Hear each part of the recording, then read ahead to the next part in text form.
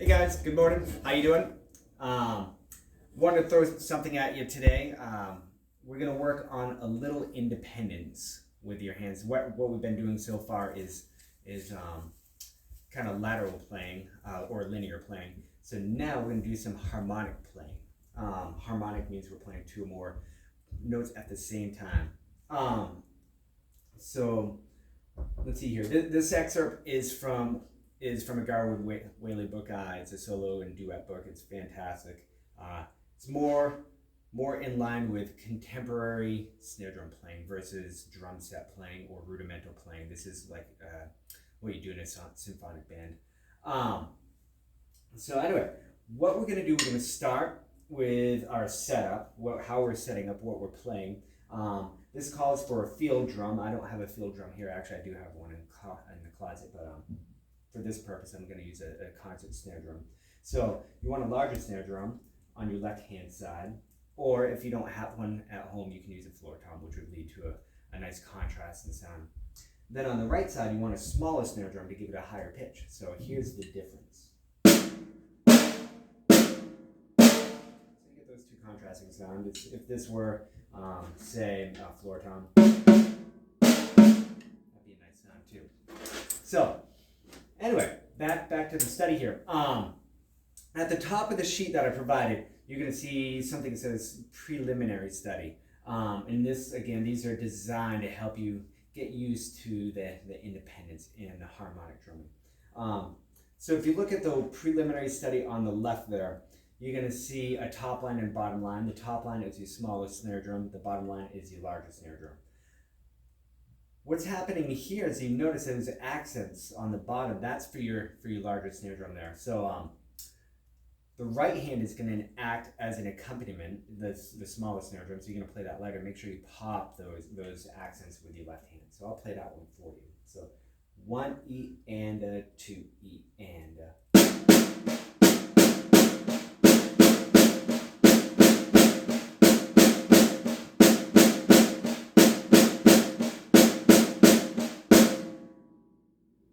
Then the second one, you're going to accent with the right hand, and your left hand is going to act as an accompaniment. So here we go. 1 E and a 2 E and a.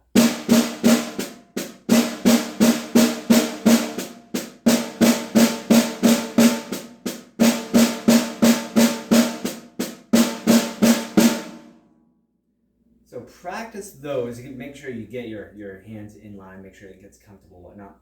And be careful of flamming. You don't want to have it so that your hands are just missing each other. Like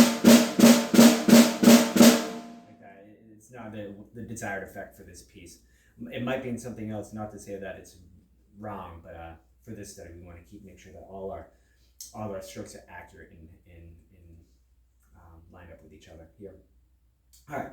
So one last thing I'd like to review before we get into the piece is the function of a dot next to a note. So if you remember, a dot next to a note adds half the value to that note. So for instance, in our case, we have an eighth note, which it lasts the duration of 2 16th notes. So half of that eighth note is going to be worth 1/8 16th note. In total, the dotted eighth note is going to be worth the duration of 3 16th notes. So for that first measure, your rhythm is going to be 1 E and a, 2 E and a, 3 E and a. Between the two drums, 1 E and a, 2 E and a, 3 E and a. Like that. Other things of note here. One important thing is my snare drums right now, the stands that I have that are accessible to me right now are drum set stands, so they're a little bit lower. You want to make sure that your drums, when you're doing, they're up to your waist level. So when I perform this, I'm going to duck down a little bit so I can have that at a comfortable height. And the other things here, dynamic markings. Your fourth line down, it says piano, crescendo, poco, poco. That means you're going to do a long crescendo over the course of, 8 measures. And then after those 8 measures, you're at fortissimo. and then the next measure says diminuendo poco a poco. So you're going to gradually get softer. And that only goes down to mezzo forte, which is on the eighth measure of, eighth measure of that phrase. Anything else here? No. So what I'm going to do is I'm going to play this for you slowly with a count off, so that you can practice along with it, and then I'll play at the desired tempo. So right, here we go. So 1 E and a 2 E and a 3 E and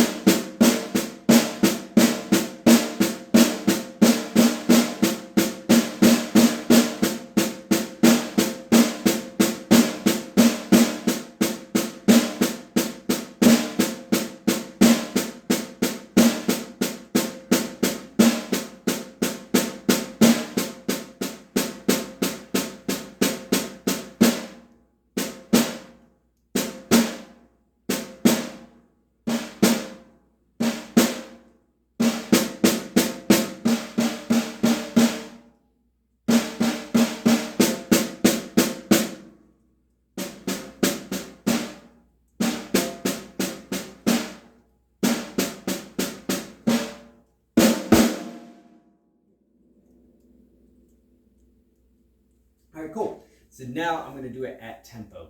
And yeah, try it again. So 1, 2, 3.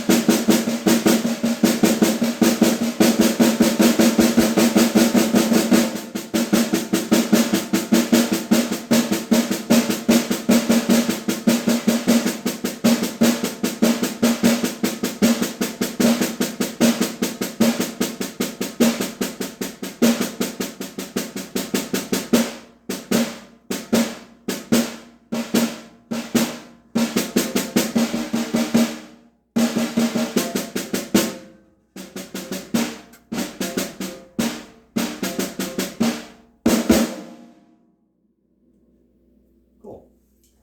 All right, and yeah, just a couple things that I was thinking about while I was playing, is make sure you subdivide. Super important. for rhythmic accuracy. Whenever I'm playing anything like this, I'm always counting 1 E and a 2 E and a 3, or some kind of 16th note groove. Da, da, da, da, da, da, da, da, da, da, da. Same when I'm keeping time in a band. When I'm playing with a band as well, I always keep some kind of 8th note grid to ensure my accuracy and also to bring some grease to the song. But that's another study. Okay, now what I would like you guys to do is perform this piece. It doesn't have to be at the desired marking between 72 and 84, but I'd like for you to play this piece and record it and send it to me. That way I can see how you did. Make some comments, any suggestions or anything, and I look forward to hearing it. All right, guys, take care. Hopefully catch you next week.